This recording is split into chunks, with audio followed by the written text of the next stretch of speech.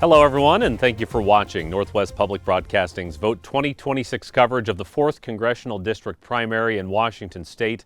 That 4th district has been long held by Dan Newhouse, but after announcing in December he would not seek re-election, that left a seat open for one of 11 candidates on the primary ballot. My name is Matt Lovelace. Today, we at Northwest Public Broadcasting, in collaboration with AARP of Washington State and the League of Women Voters of Benton and Franklin counties and the League of Women Voters of Yakima County, are helping you get to know some of these candidates. Some newcomers, some familiar challengers, and we have some questions for them. This is not a debate nor a forum.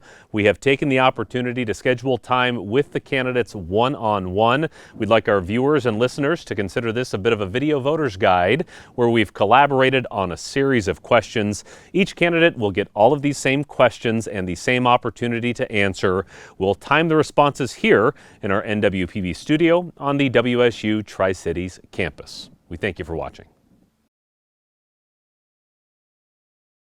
Well, now we continue NWPB's Vote 2026 primary election coverage as we get to know candidates in the 4th Congressional District primary.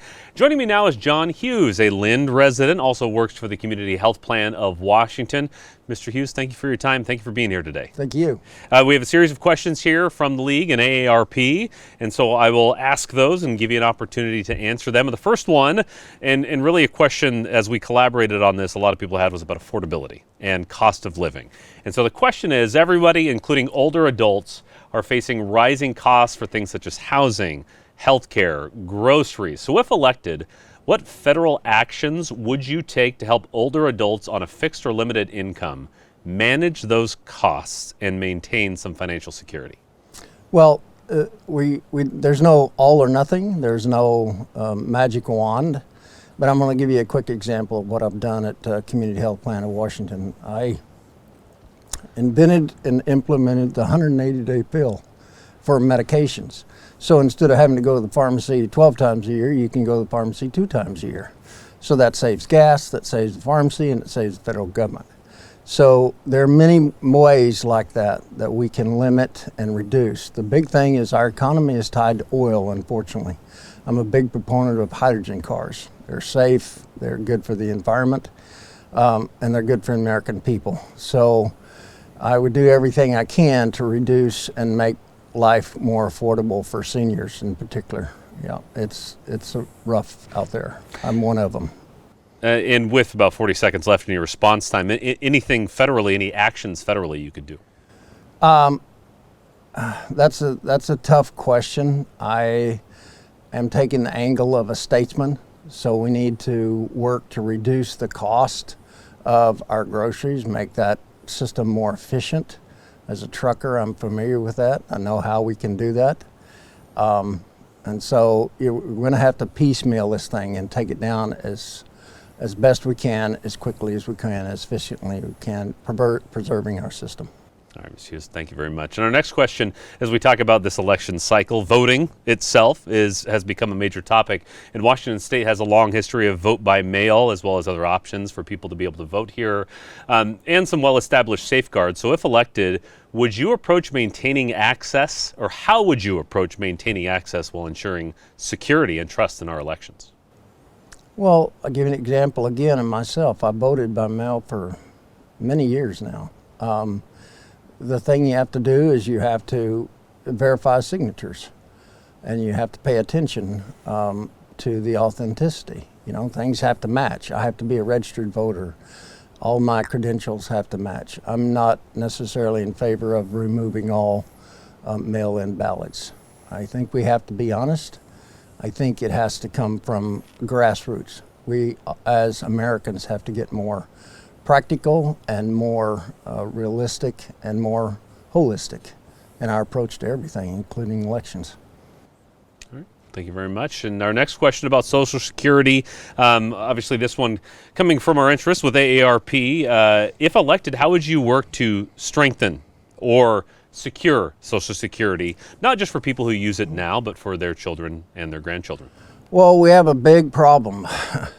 We have a government that's overspending itself, and it's destroying us. it's destroying good programs. Social Security is one of them. We had many programs that were not all bad in the Great Depression. We maybe need to bring a few of those back. Again, we need to be more focused on the home.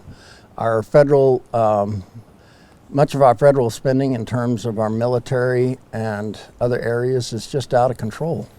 And by reducing that, then we give more security to the programs that we need. And we need a shift and refocus our country. I think, according to what our good old founders, back to the basics.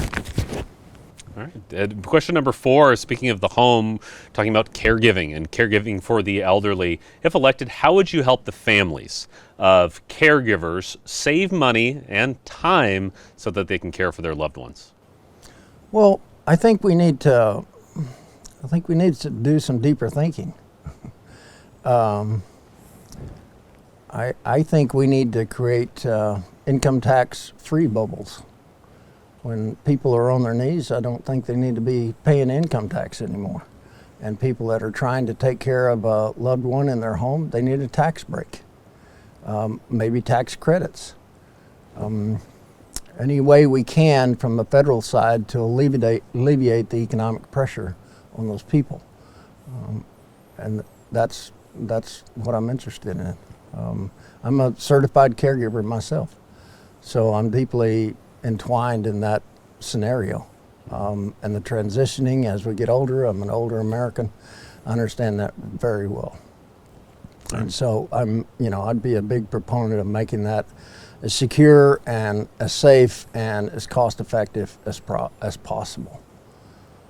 All right, we gotta fight for the homespun stuff. That's where it's at. We've let the elites overtake us, and that's got to stop. All right, well, one final question for you as we do this quick little Q&A here, sir, about your relationships with area tribes. And if elected, what do you see your role being when it comes to government relationships with Washington's recognized tribal communities? Well, my point is to make peace, be a peacemaker. Again, I emphasize statesmanship. Go in and figure out what the problems are and try to do our best in solving those problems. There's things that I think the reservation system personally is quite antiquated. I think they need more liberation. They're not wild tribes threatening us in any way anymore. And so I see some privatization that's healthy that can be implemented towards them to help them better take care of themselves and to also achieve mutual goals down the road. All right, Mr. Hughs. Well, thank you very much on behalf of the League of Women Voters of Benton-Franklin County and Yakima County and AARP. We appreciate your time. Thank you. We want to thank everybody for watching these conversations with candidates in the 4th Congressional District of Washington. And a reminder, ballots go out beginning the 17th of July. That begins an 18-day period to vote. We encourage you to vote early as the top 2 candidates in this primary will move on to the general. The official primary election day is August 4th. On behalf of the League of Women Voters of Benton and Franklin County, the League of Yakima County, and AARP of Washington State, we thank you for watching Northwest Public Broadcasting and our Vote 2026 coverage.